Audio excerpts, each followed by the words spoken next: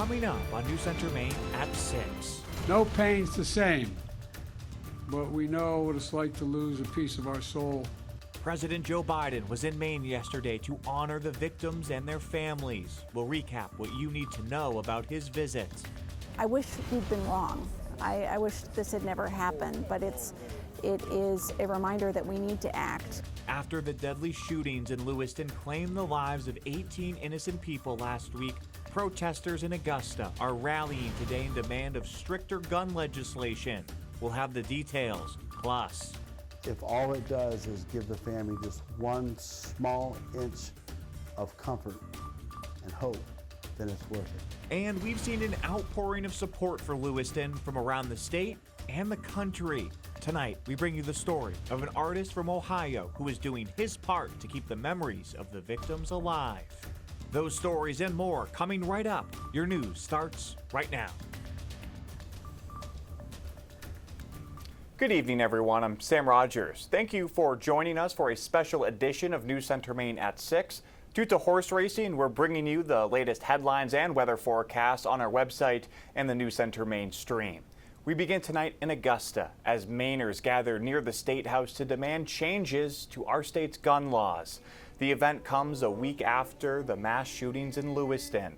Hosted by the Maine Gun Safety Coalition and Moms Demand Action, dozens met at Capitol Park for a rally.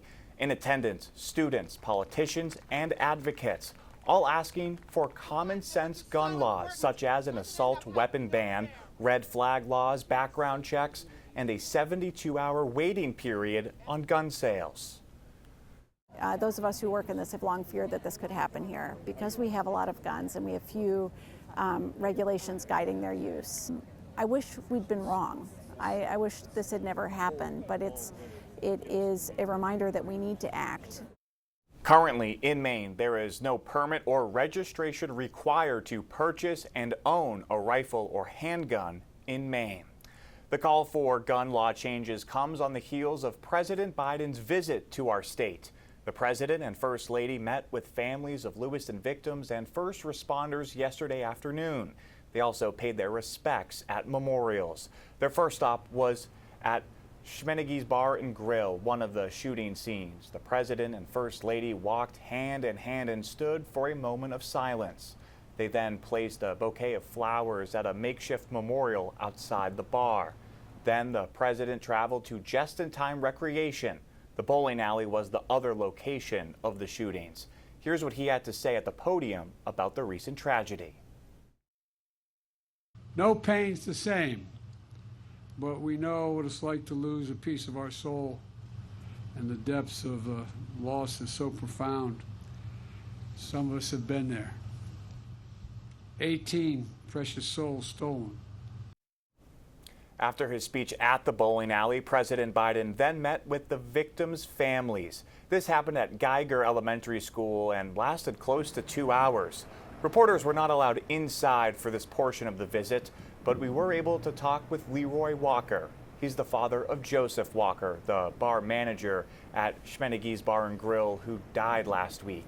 He talked about why it's important to never forget what happened. To make sure my son did not die on that floor as a number, whatever number it may have been, but I didn't want that to happen. I wanted the whole world to know that my son loves and loved everybody that he ever touched, and I think I told you that, and that's still how I feel today.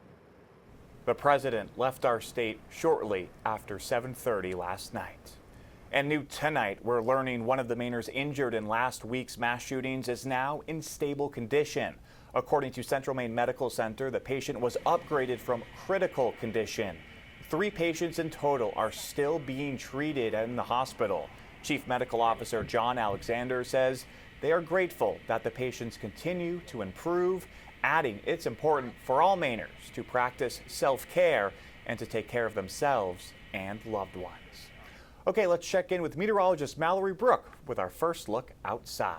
It was a fairly quiet Saturday for us as we continue to make our way through our first weekend of November. Not too much going on, a little bit of some gray skies, and temperatures were pretty much on target for this point in the year. Our high temperatures that we've reached today, mostly mid-50s, some cooler temperatures as you make your way into the higher elevation areas, and we are going to be seeing those temperatures kind of stay around the same place for tomorrow too, so not too much different there. As we go through the next couple of hours, we're going to see that cloud cover kind of hover in the southern half of the state and then continue to kind of disperse a little bit, but really hang mostly in the southern half. A little bit of some showers that will pop through the mountains. Otherwise, it's going to be fairly quiet as we start Sunday, and then we'll see those clouds disperse even a little bit more going through Sunday evening. So for the remainder of your evening and into the overnight, we are going to be seeing those temperatures getting into the 40s and eventually the 30s for the higher terrain areas.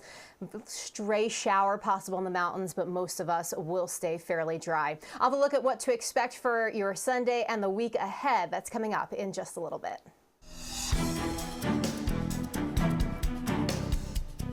Okay, Mallory, thank you. Taking a look now at some other stories we've been following. An investigation is underway into a fatal house fire in Carmel. It broke out just before 3 o'clock on Friday on Haskell Road. We're told a 70-year-old man died in the fire. Joseph Jack lived there with his wife but was alone at the time. Officials have not determined a cause but say they don't suspect foul play. To Orland now, where a house explosion injured 3 people. 2 had minor injuries, but the other suffered from severe burns and had to be flown to a Bangor hospital. Calls to emergency services came in around 9 a.m. yesterday. News Center Maine crews on the ground witnessed the aftermath, seeing entire window panes laying 30 feet from where the house stood. Both family and neighbors tell us they smelled a propane leak before the explosion and tried to shut the tank off. And in Bangor, Walmart customers had to evacuate after a fire broke out in the clothing section. The incident happened yesterday evening. As of 7 p.m., the fire had been put out. We still don't know what caused the fire, but we will update you as we learn more. Now, since last week's mass shooting in Lewiston, a number of fundraisers have been set up to help the victims and their families. Our Alex Haskell went to the city to learn more about one of those efforts that's also spreading a message of strength during a time when we need it most. This factory in Lewiston, Maine is pressing on. It's sad. We all feel it. A feeling that's not stopping these men and women from working. It's motivating them. Working a little extra harder than even usual. They're painting and stitching. A slogan that highlights the might of a city coming to terms with losing 18 lives. We don't want to be known for the tragedy, but we want to be known as a strong community that helps each other out and is there for each other. There you are. Thank you so much. It's a message workers at Rogue Life Maine are spreading to thousands. We're like 6,000 orders in. Actually, at my age, I should be home right now. One of those bringing this message to life is Lulu.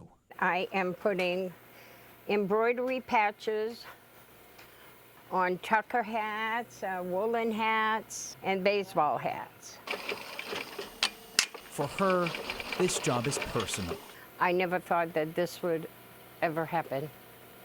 So it is important that I help out and I do whatever I can. It's very hard. I knew one of the person, Lynn Morin, that worked here. Her husband got killed. It's families like the Morins. Everyone here is helping. These hats and shirts aren't just about the strength of Lewiston. They're part of a fundraiser benefiting all those who have been impacted. I have been hugged by so many people and thanked by so many people, and it makes you really proud to work for a company like this. You know, it makes all the extra work worthwhile to know it's going for a good cause. So when our boss Mark said he was going to do this, everybody was like, I'm in, what do you need? Teamwork at its finest. Colleagues coming together to help their city and spread a message of resilience. The true spirit of Lewiston that will carry it forward in good times and bad.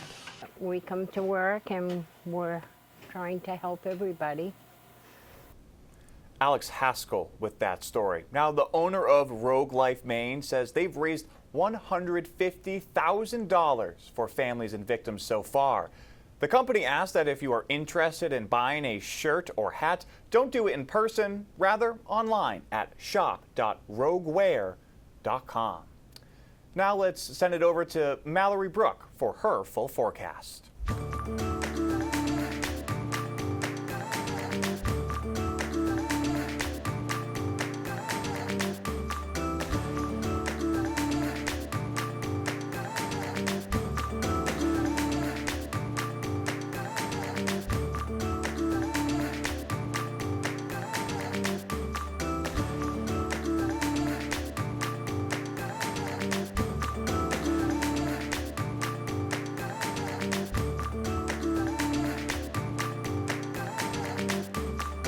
It was a fairly quiet Saturday for us. We had a mixture of sun and clouds, a little bit of some warmth, especially compared to the last couple of days. Really feeling that fall feel as we ended the week, and now we get that little taste of warmth as we continue to see the leaves come down, do a lot of that yard work outside. So we are going to be seeing things stay fairly quiet again as we go through tomorrow. We'll have a little bit more sunshine though, so that of course is going to feel rather nice. So overall, Sunday, great day to be outdoors, great day for some football. Of course, we have the Pats playing, and temperatures will be around average. Now, as we go through tomorrow night and into Monday, a weak front actually comes through. Most of those showers will actually be into the mountains. They're not really going to be affecting a lot of us, but it does make it a bit cooler for Monday. And then we have some rain arriving into Monday night and Tuesday. So let's go as we head through the next couple of hours. We see that the clouds just kind of hang around, especially the southern half of the state. We're not going to be seeing this move too much until we get into the midpoint of Sunday. It starts to disperse a little bit more, and we'll have some more sunshine to play with by Sunday afternoon. You'll notice that the mountains, though, are going to be a bit cooler, and those temperatures actually peak in the first part of the day and then begin cooling into the afternoon and especially evening. So notice how much cooler we're getting as you wake up on Monday morning. Most of us are in the 20s and 30s as compared to the 40s that we saw this morning and what we'll see tonight into Sunday morning. So Monday morning, a little bit cool. Definitely need the jackets at the bus stops.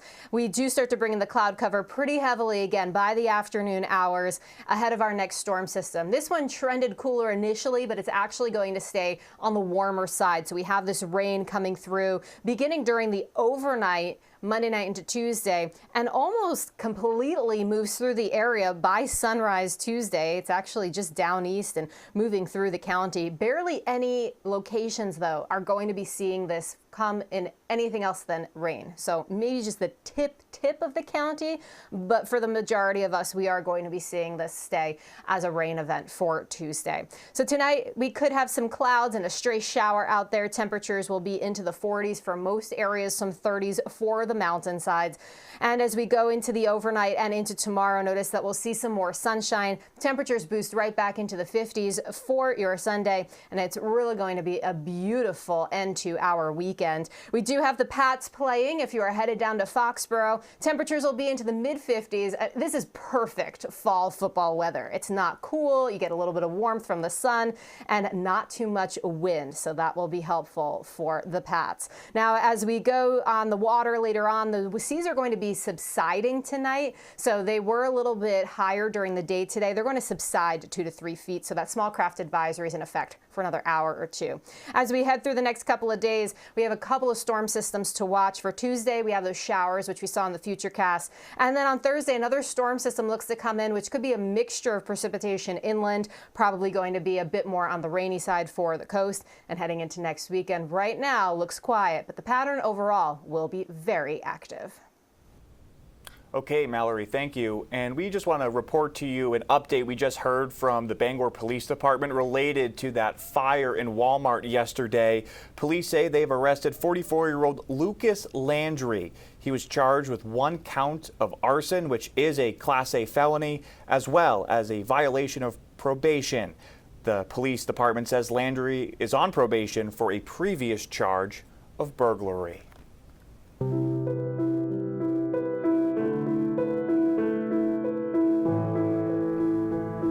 In the the last week and a half since the shooting in Lewiston, we've seen an outpour of support towards the city from communities in the area and across the state. And that support is also pouring in from around the country. An artist from Ohio is crafting portraits to commemorate the victims and help heal the families. Lindsey Buckingham from our sister station in Cleveland shares his story and his plans for the artwork. At Ron Moore Jr.'s Austintown home studio, I do everything in layers. All the graphite is in layers. details are everything. I'll get one layer down, then I'll spray it with a workable fixative. His intricacy? Impressive, because at one point, he thought he'd never draw again. There come a time in my life when I got Parkinson's, where the symptoms got too bad, and I temporarily lost the ability to do artwork. Now, he's leaning into his challenges. I allowed the tremors to do the detail. He's done pieces for people across the country, even presidents. Yet his current project is one of the most meaningful. Sign language interpreter for the governor of Maine. Ron is drawing portraits of the victims killed in the Lewiston, Maine mass shooting earlier this month to be gifted to their families. I like artwork that impacts a person's life, hopefully for the better. The time, about 12 hours on each one, is well spent. I don't want to just do a sketch and send it off to their families. I want to research their person. So hopefully I can capture some kind of characteristic in the portrait. No matter how many hours I work on the artwork, if all it does is give the family just one small inch of comfort and hope, then it's worth it. You're doing these just because you want to do something for these families and Yes. not expecting anything in return. No.